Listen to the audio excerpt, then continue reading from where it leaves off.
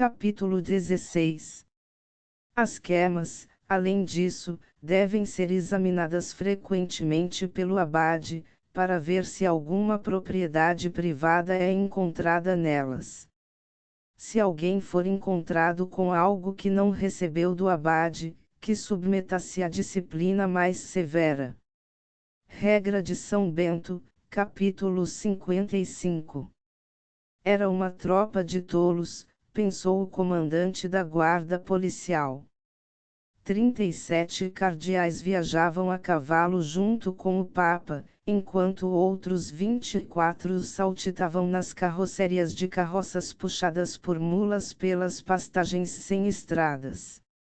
30 policiais montados de Denver e 30 guerreiros cão selvagem escoltavam o grupo, embora essa força retornasse quando o grupo chegasse ao país dos gafanhotos e encontrasse os cavaleiros do Charfbrão.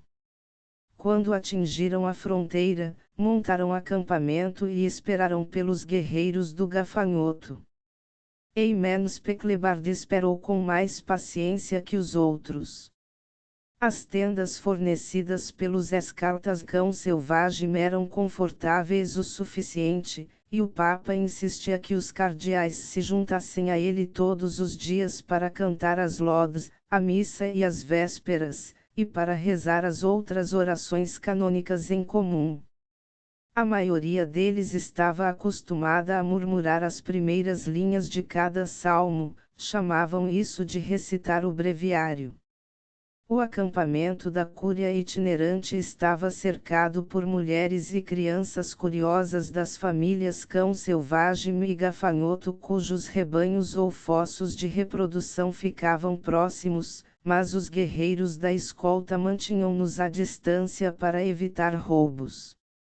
Todos ficaram aliviados, exceto talvez os próprios guerreiros, quando os cavaleiros gafanhoto apareceram na crista da colina, não brincando ou brigando agora, mas cavalgando em uma formação de batalha típica dos gafanhotos, uma linha de avanço que surgia alternadamente aqui e recuava ali, tornando a ordem de batalha difícil de ser retratada pelo inimigo. Os batedores cão selvagem, em menor número, agarraram suas lanças e armas laterais e moveram-se para montarem seus garanhões, mas Halterbrand ordenou uma parada e gritou: paz! Em nome de Fugei-Geol. A cúria observou enquanto o cardeal Bramponi deixava suas fileiras ferozes e cavalgava para a frente. Eimen Speklebard avançou para encontrá-lo e o levantou quando ele caiu ao chão para beijar o anel do pescador. Ouvimos, Elia, que Gerard está com Cristo, ainda não ressuscitado. Era uma maneira curiosa de dizer, mas o cardeal respondeu: eu sabia que essa seria a primeira coisa que mencionaria, Santo Padre. Se me der licença, gostaria de viajar agora para a abadia de Liboetes e juntar-me ao luto deles. O velho Pantera Negra pareceu surpreso. Achei que você iria para o sul do Neidia visitar suas igrejas na província. Isso também, Santo Padre. Mas as forças de Texark estarão esperando que eu cruze o Neidia, não o Byghost. Se eu entrar pelo oeste, talvez não seja preso. E deve levar apenas um dia ou dois para prestar meus respeitos na abadia. Excomungaremos qualquer um que use encostar um dedo em você na província. Porei isso por escrito. Você está ordenado a ir para a abadia de Liboetes e depois para o leste, para o país dos Jacrebats. Obrigado. Desejo ir para a Negancite depois, Santo Padre. Então você irá como meu legado. A cera em suas ordens será selada pelo meu anel.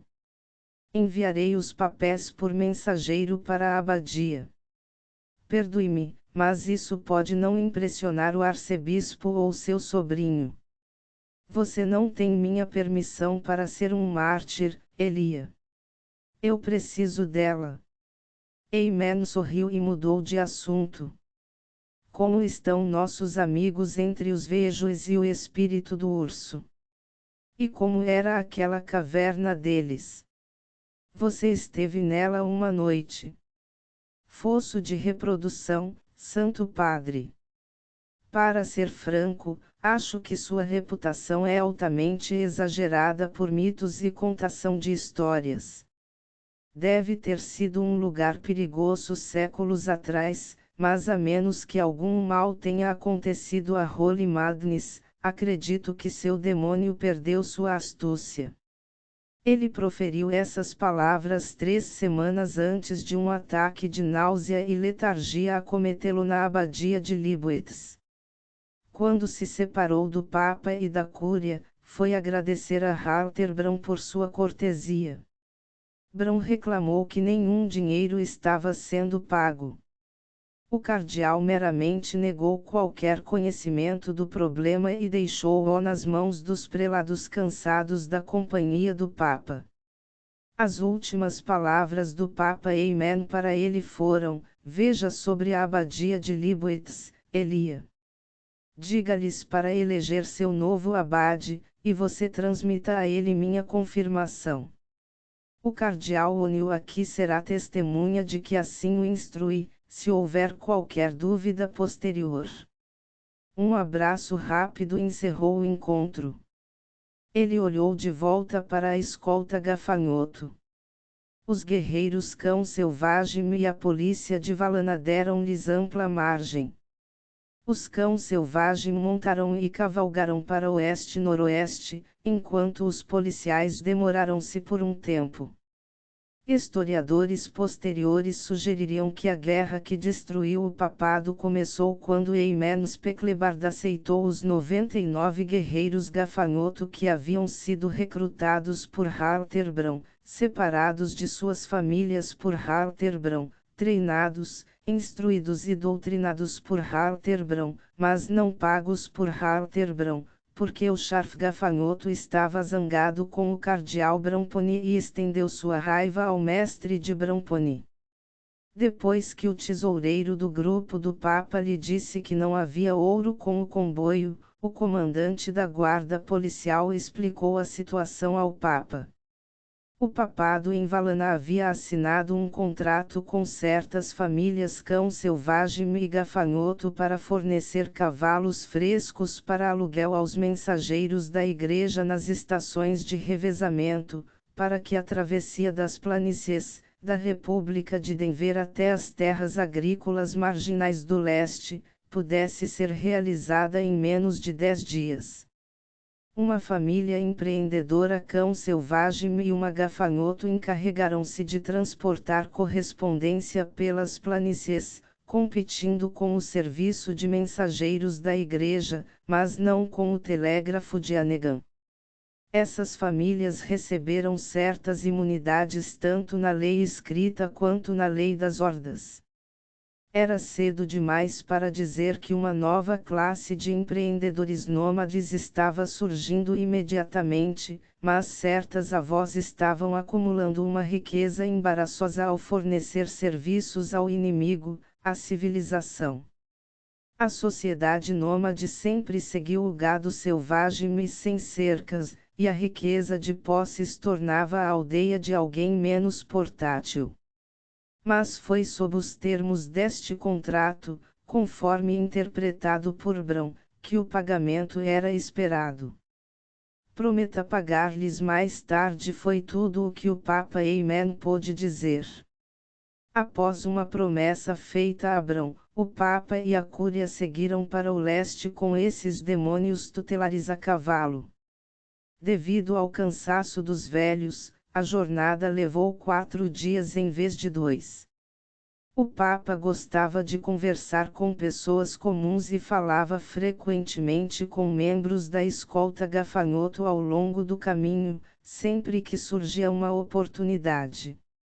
Nossas tribos estão zangadas, disse-lhe um deles. Estamos zangados porque o cão selvagem permitiu que homens da igreja fossem convidados na reunião sagrada das hordas. Não apenas o cardeal Bramponi está lá, mas também um emissário do arcebispo Benefez. E Bramponi favorece os Liganshur em detrimento de Halterbrand. O Papa notou a inversão educada do guerreiro ao nome de Holy Madness. Zangado ou não, ele aceitou a vontade política das avós, o favoritismo delas pelo charfcão selvagem, como governando legitimamente a situação eleitoral nas planícies. Mas o ressentimento contra Bramponi foi estendido ao mestre de Bramponi, o Papa, e assim os salários foram solicitados antecipadamente. Eymeno tentou tranquilizá-lo de que os homens seriam pagos, mas a lista de queixas não terminou. Além disso, o cão selvagem ofereceu comida e abrigo ao Monsenhor Sanual. Eu pensaria que o homem de Benefez ficaria com os delegados Jack Rabbit, observou Specklebaard. Oh, sim, ele queria. Há padres cristãos entre os delegados Jack Rabbit do espírito do urso. Os delegados Jack Rabbit correm o risco de parecerem fantoches da igreja de Texarkee. Existe apenas uma igreja, meu filho. E assim seguiu a jornada. De acordo com o Tratado da Égua Sagrada, qualquer fazendeiro ou soldado do Império que entrasse em território gafanhoto portando armas poderia esperar um ataque, e qualquer nômade armado ao alcance de mosquete da fronteira do Império poderia ser alvejado. Assim, quando o grupo do Papa cruzou a colina com vista para o posto de controle da fronteira, Halterbrand e seus homens pararam. Os guerreiros ainda resmungavam com seu charf sobre não serem pagos, mas o charf observava o confronto no cruzamento da fronteira. De um jeito ou de outro, todos vocês serão pagos, insistiu ele, talvez mais cedo do que pensam.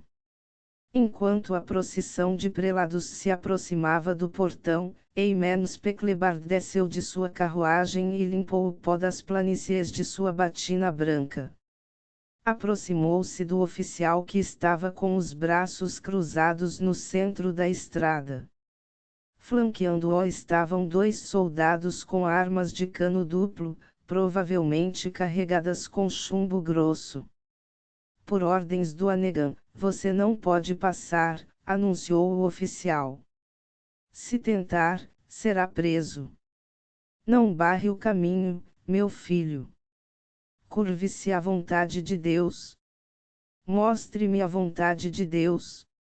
Levante seu pé direito e olhe. O oficial obedeceu e avermelhou. Vejo a sombra do meu pé direito, disse ele, ignorando a bosta de cavalo com sua pegada nela. A vontade dele já está feita, disse Specklebaard. Que pena. Que espertinho. Chamam isso de sua sabedoria, não chamam. Perdoe-me, mas isso é um incômodo para mim, santidade. Não acho que o Lorde Prefeito achará um prazer também. Por que não diz algo novo, em ousar que simples? Eymeno sorriu para ele e apontou para o sol enquanto apertava os olhos. Os olhos do coronel podem ter piscado, mas ele resistiu a olhar e disse, boa tentativa, velho. Existem fraudes boas e fraudes ruins, eu acho. Você é muito bom, não é? Eu nunca pensei dessa forma, meu filho, mas meu cargo exige isso de mim, não exige. Não sei se cuspo em você ou se me ajoelho diante de você, velho tolo. Mas facilite para si mesmo e vá para casa. Coronel, por que se prender ao dualismo dessa forma? O que você está chamando de dualismo? Cuspir em Deus ou ajoelhar-se diante de Deus? Tenho minhas ordens do próprio Anegan. Volte para sua carruagem, vire-se e volte para Valana, ou você se encontrará em Anegan City, enfrentando um julgamento por heresia. Diga mais uma palavra e testemunharei tudo o que disser aqui. Deus o abençoe, meu filho, e obrigado. O coronel bufou, falou à parte com um capitão, depois montou e partiu irritado. O capitão apontou uma pistola de cavalaria para o rosto negro e magro do Papa. 2 cardeais seguraram os braços do Papa e um terceiro empurrou-o de volta para o comboio. Assim, a estrada para a Nova Roma foi fechada para o bispo da Nova Roma. Os guerreiros gafanhoto abriram caminho para permitir que passassem, mas não fizeram menção de escoltá-los de volta, mesmo quando o cardeal Golopizonio acenou para Brão. Brão franziu a testa e balançou a cabeça. Seus guerreiros ficaram ali observando até que se tornassem um rastro de poeira no oeste. Cansados, o grupo de Amen, uma boa parte do colégio sagrado, virou-se para refazer a longa jornada. De longe, veio o som fraco de gritos e tiros, mas não havia nada que os prelados pudessem fazer a respeito, e o Papa Amen era um pouco surdo. Das manchas de floresta a leste, pelo matagal e grama alta, pela pradaria aberta, por dias escaldantes e noites frias no quase deserto, parte dele finalmente irrigada, e finalmente para as montanhas eles passaram. Ao longo do caminho, aceitaram a caridade nômade e foram interceptados em certo ponto por uma delegação do fosso de reprodução. Shurosligan havia se casado com a Fujaigeo. O novo Caesar de Araiverdar, senhor das 3 hordas, cuja esposa era a dama do dia, ajoelhou-se para beijar o anel do Papa e jurou lealdade à sua santidade para sempre, em nome de Deus e de sua Virgem. Antes de partirem, o cardeal Golopizonio chamou Holy Magnus à parte e contou-lhe sobre o comportamento do Scharfhalter Brão depois de terem sido repelidos pela guarda de fronteira. Eles não voltaram conosco, e ouvi tiros e gritos. Não posso ter certeza, mas acho que houve luta. O senhor das 3 hordas sentou-se em seu garanhão e franziu a testa lentamente. Se ele fez o que receio que tenha feito, terei a cabeça dele. O Papa nada sabe, disse Leonil. Mandarei descobrir algo imediatamente. Ele grunhiu uma ordem a um subordinado, depois partiu com seu grupo de volta para o fosso de reprodução. O subordinado cavalgou para o leste. Havia algo a descobrir. Na fronteira naquele dia, a escolta gafanhoto, parada a meia milha de distância de todos os eventos no portão, começou a se mover. Assim que a poeira do grupo do Papa diminuiu além das colinas, o chefe de guerra Halterbrand ordenou que seus 99 combatentes de elite tomassem a estrada para Roma por um feito de armas. Eles circularam para o sul e cortaram a estrada para a Negan City, em direção à qual o coronel que havia desafiado o Papa cavalgava para casa. Ele foi um dos primeiros de muitos soldados a morrer naquele dia. Viraram para o norte novamente. A estrada para Roma foi rapidamente tomada, mas apenas em uma base temporária. Esses animais humanos nascidos na cela cortaram a cavalaria ligeira de Texarkee, deixando outros homens e animais cheios de flechas e feridas de lança no chão. Armas de fogo lentas recuaram diante de arcos rápidos e precisos.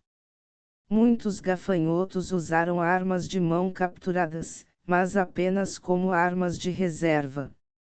Os cavalos nômades eram mais rápidos e melhores, e junto com seus combatentes tornarão-se para os soldados inexperientes verdadeiramente os cavaleiros do Apocalipse, 99 deles e um líder com uma atitude demoníaca. Eles não haviam sido pagos, pois ninguém trouxera o tesouro papal. Eles despedaçaram os soldados, Mataram 146 fazendeiros, estupraram suas esposas, filhas, irmãs, mães, filhos, e então abriram caminho de volta à fronteira através de reforços novos, mas inexperientes abriram caminho de volta, sim, todos os 33 sobreviventes, bêbados de adrenalina, exaustos, incluindo um líder com uma atitude sombria e uma perna machucada. Mas seus alforjes estavam estufados e, uma vez nas planícies novamente, fizeram travões para carregar parte do saque. Agora eles haviam sido pagos. A incursão tinha sido apenas uma festa infernal para os sobreviventes, que voltaram para suas esposas gretas e à espera, algumas das quais com corações e entrepernas tremendo de ansiedade e esperança, com membros masculinos majoritariamente sobrecarregados e flácidos. Foi necessária engenhosidade amatória por parte de um guerreiro naquela noite para convencer uma esposa de que ele voltava da batalha com uma luxúria real pelo seu doce sexual, mas a maioria alegou fadiga de combate e foi para a cama sozinha. Estar na guerra era mais divertido, não há dúvida sobre isso, mesmo com as chances de 2 para 1, você morreria antes de conseguir estuprar, roubar e queimar celeiros cheios de feno recém-fardado. Houve celebração e luto naquela noite no final de setembro no acampamento do clã materno do próprio Jarf. Os gritos de guerra quase abafaram o som das mulheres chorando. Eu ateio fogos. Eu ateio fogos. Era o lema real na bandeira de Halterbrand. E ninguém duvidava que era um tapa deliberado no rosto do novo senhor das hordas, cujos emissários chegariam em 2 dias.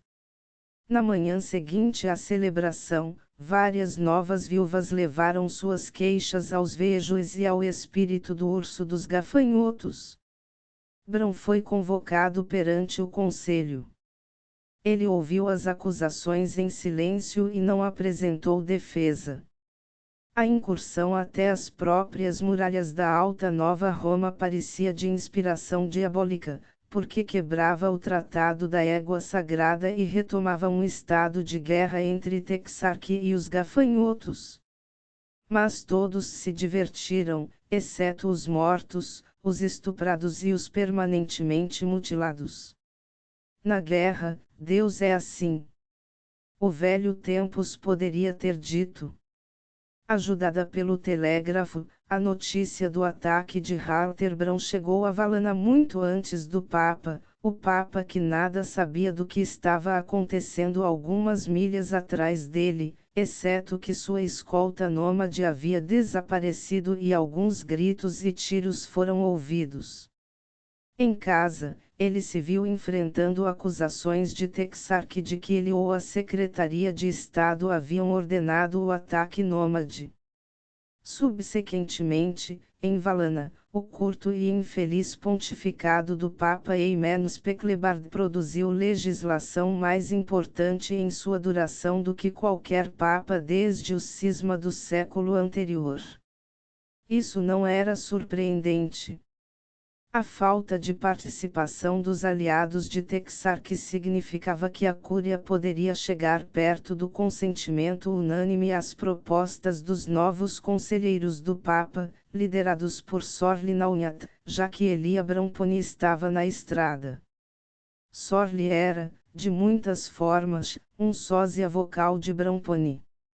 De forma alguma, no entanto, Eimenos Pecklebard era governado pela Cúria. Ele falava em renunciar, mas primeiro haveria legislação.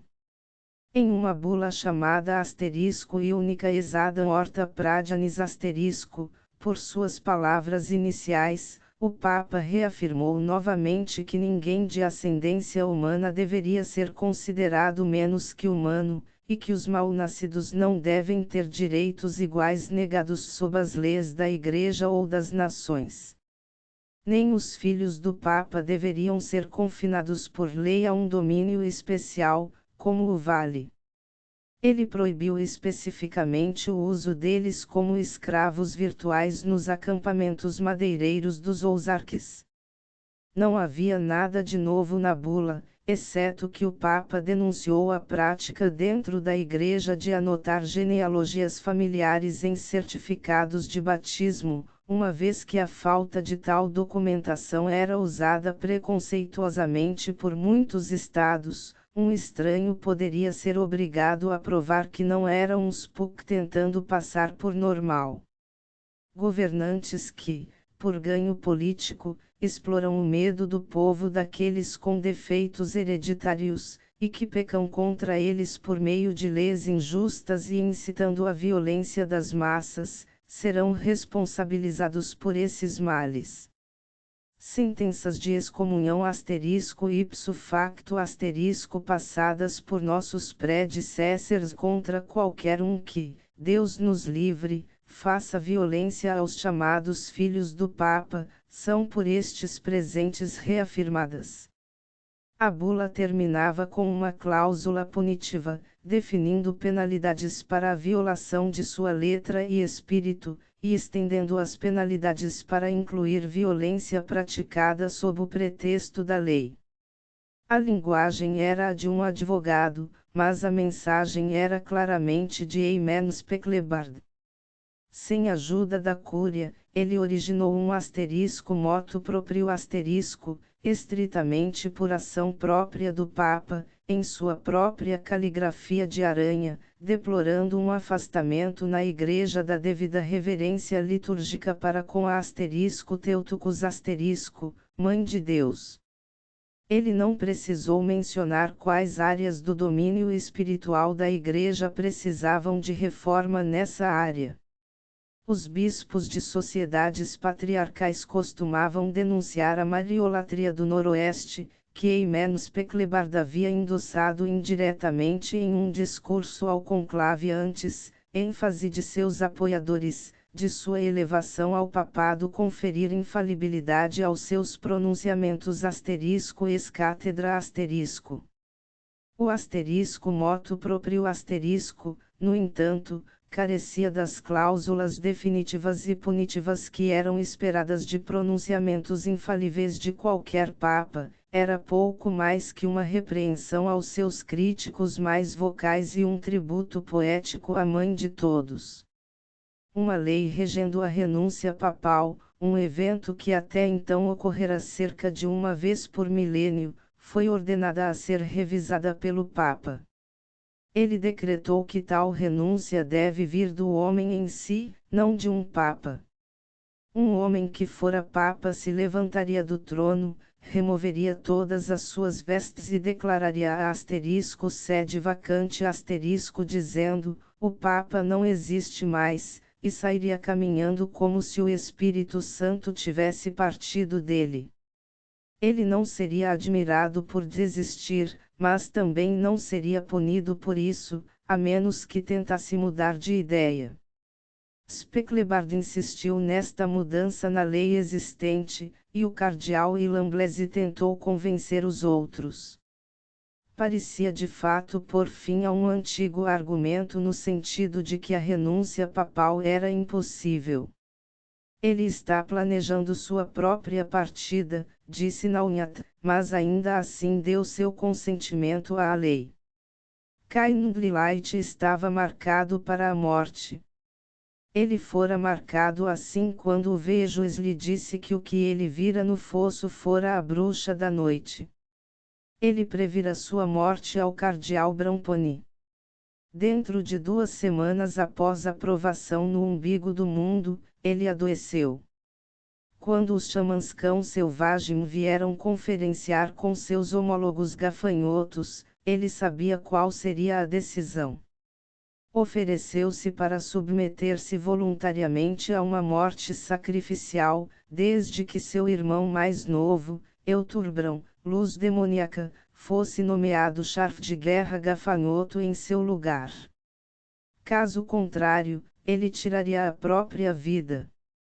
O Vejos de ambas as hordas conferenciou, e todas as avós foram consultadas.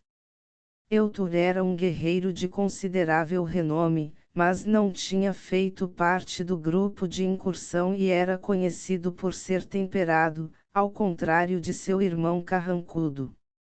As avós, por sua vez, questionaram seus filhos e sobrinhos quanto à disposição deles em seguir Eutur. O frenesi de batalha havia morrido no acampamento gafanhoto, e até os 33 guerreiros que sobreviveram ao ataque entenderam que Halterbrand havia cometido traição contra o Caesar de Ar-Aivrdar. Eles foram ordenados a purificar-se por jejum ritual por 7 dias, mas não foram punidos de outra forma por obedecerem ao seu Sharf.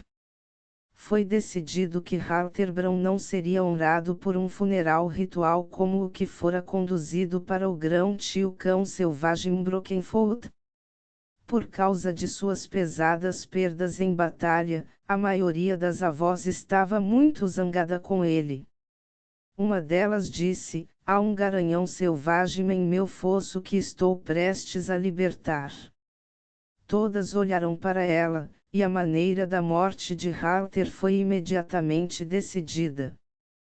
Para evitar o excesso de consanguinidade, as Vejoes às vezes cruzavam suas éguas com garanhões selvagens, nos quais os homens eram proibidos de tocar. A Vejoes tinha sua própria maneira de espreitar um garanhão selvagem.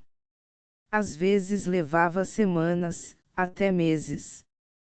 Uma mulher introduzia-se gradualmente em um rebanho selvagem permanecendo muito contra o vento. Ela aproximava-se centímetro por centímetro, até que o garanhão líder a notasse pela primeira vez. Então ela se retirava calma mas rapidamente. Os cavalos começam a tolerá-la como parte do terreno. Um dia, um guerreiro de sua família traria a Vejoes um jarro de urina de uma égua no cio de sua própria remuda. Ela lambuzava-se com aquilo e aproximava-se como de costume. Quando o garanhão líder animava-se e começava a se aproximar, ela recuava novamente. Isso era repetido, com e sem o cheiro, até que a mulher pudesse realmente caminhar entre os mastés pastando. Eventualmente ela escolheria seu animal, daria-lhe guloseimas, penduraria uma corda nele, acalmaria-o e bajularia-o, seduziria-o e o levaria para acasalar com suas éguas, para então ser libertado. Esta era uma maneira que tinham de evitar o excesso de consanguinidade em seus próprios rebanhos, mas sempre os selvagens eram respeitados. Quando a Vejoes o seduzia, fazia-o sem montá-lo ou domá-lo. O único problema era que o garanhão, não sendo mais tão cauteloso com humanos, poderia agora estar sujeito à captura pelo sem-mãe. Para tornar este garanhão selvagem e cauteloso novamente, o ex-chefe de guerra da Horda Gafanhoto foi sacrificado ao dono de todos os cavalos selvagens, arrastado até a morte pelo animal libertado na ponta de uma longa corda.